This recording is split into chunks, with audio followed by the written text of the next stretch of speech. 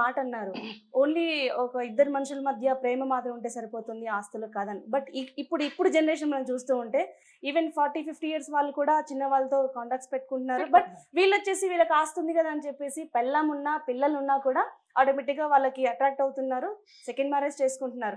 Second marriage చేసుకున్న తర్వాత తెలియకుండా first wife second marriage is not consider. Okay, consider కాదు, అది ఇల్లీగల్ కిందే వస్తుంది. సెకండ్ మ్యారేజ్ హిందూ మనం ధర్మం, చూసుకుంటే దువ్వాడ విషయమే మనం అది ఇల్లీగల్. ఒకటి చెప్పాను కదా, ఇల్లీగల్ కాంటాక్ట్స్ కిందే వస్తుంది దువ్వాడ అతని. అది వైఫ్ కింద కన్సిడర్ చేయను. అది మనసుకు సంబంధించింది అంటే నువ్వు ఎలాగైనా చావు, నీకు పెళ్ళవని అనుకుంటే ఓకే, కానీ అది కన్సిడర్ కాదు.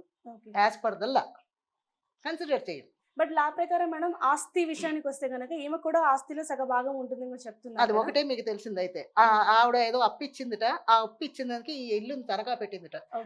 అక్కడ ఆవిడ కర్మకాలి, ఆమె పేరు ఉంది. అదే ఏ బ్యాంకర్ కైనా ఈ ఆస్తి బ్యాంకుకి వెళ్తుంది. అప్పిచ్చిన వాడు ఆస్తి తీసుకోవాలి కదా. ఇప్పుడు ఇల్లు మనం లోన్ తీసుకుంటున్నాం, బ్యాంక్ లోన్ మార్టిగేజ్ చేస్తున్నావా లేదా, నువ్వేమనుకుంటావు, నీ మనసుని మభ్యపెరుచుకుంటున్నావు. ఇది నా సొంత ఇల్లు, కానీ ఇది మార్టిగేజ్ అంటే తాకట్టులో ఉంది అని అర్థం. ఇది ఫుల్ గా కట్టిన తర్వాత నీకు హ్యాండ్ ఓవర్ చేస్తారు. ఇప్పుడు అదే పరిస్థితి. అది ఇక్కడ దువ్వాడ వాళ్ళతో కూడా అదే పరిస్థితి. అది ఆవిడ అప్పిచ్చిందిట. Not only this case madam, అంటే కొన్ని రకాలకి ఇప్పుడు అంతే, ఏదైనా అంతే, ఏదో సమ్ లిటిగేషన్ ఉంటుంది అక్కడ, దానికి తల ఊపేస్తారు.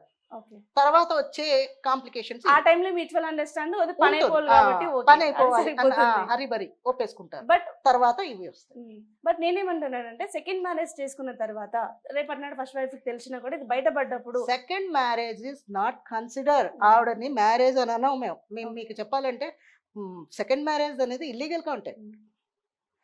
హిందూ లా యాక్ట్ ప్రకారంగా ఫస్ట్ వైఫ్ కి డైవర్స్ ఇవ్వకుండా ఎవరిని మెయింటైన్ చేసుకున్నాడంటే అది మెయింటెనెన్స్ చేసుకున్నట్టే లెక్క, కానీ అది మ్యారేజ్ కాదు, భార్య కాదు.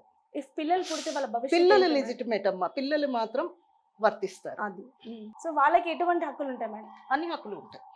ఓకే, పిల్లలు మాత్రం ఇల్లిజిటిమేట్ కాదు, లెజిటిమేట్ అంటాం. వాళ్ళు న్యాయబద్ధంగా వాళ్ళకి తండ్రి నుంచి ఏమి సంక్రమిస్తున్నాయి, ఈ పిల్లలకి వాళ్ళకి కూడా సంక్రమిస్తాయి. అలాగని అందరూ ఇల్లీగల్ కాంటాక్ట్స్ పెట్టేసుకుని వాడికి ఉన్న రూపాయిని పంచుకుంటా ఉంటే అక్కడ ఏమి ఉండదు.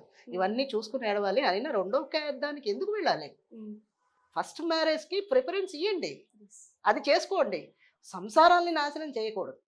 రెండో పెళ్లి చేసుకున్నారు అంటే అక్కడ ఒక సంసారం తగలబడుతోంది అని అర్థం చేసుకుంటే ఇవి జరగవమ్మా. మళ్ళీ రెండో పెళ్లి ఎందుకు చేసుకోవాలి? ఫస్ట్ భార్య చనిపోయింది, వాళ్ళకి పిల్లలు ఉన్నారు, నేనేదో ఉద్ధరిస్తాను అని వెళ్తారా, వెళ్ళండి, మంచిదే. అక్కడికి వెళ్ళి అక్కడేం అగ్గిపుల్లలు గీయకుండా ఆ పిల్లలు కూడా చూసుకోవాలి కదా. అంతేకాని అంత సహృదయ ఆడవాళ్ళు ఎక్కడున్నారమ్మా? అంటే నేను లేడీనే, నౌఏడేస్ ఎవరున్నారు? ఎంతసేపు ప్యాకేజీలే, వాడి ఏజ్ లేదు, ఏమి లేదు, వాడు రేపో మాపో చచ్చిపోయినా బాధలేదు, కానీ ఆస్తి ఉండాలి వాడికి. వాడు పుట్టుకోమంటే చాలు, ఆ ఆస్తి అంతా నాకు వచ్చేయాలి. ఎలా వస్తుంది? దానికి కొన్ని రూల్స్ అండ్ రెగ్యులేషన్స్ ఉంటాయి. ఆస్తి నేను ఈవేళ పెళ్లి చేసుకుని రేపొద్దున వాడు చచ్చిపోయాడు అంటే చెల్లం.